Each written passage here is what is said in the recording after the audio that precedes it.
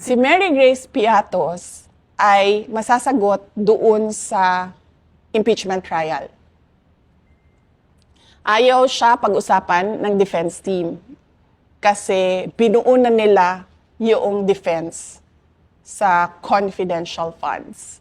So ang pinayagan lang sa akin na ikwento ay yung timeline at ipakita sa mga tao paano ba nag-develop itong impeachment kay Inday Sara.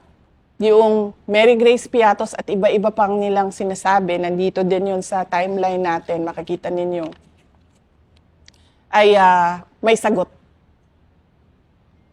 Pero gusto ng mga abogado sumagot doon sa tamang venue dahil confidential funds protektado ng batas.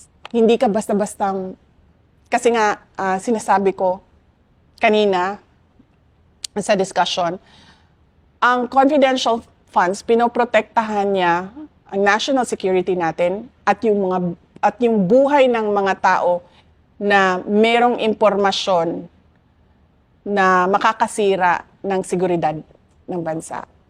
Madami sa kanila sa House of Representatives ang nag-violate nung batas na yon.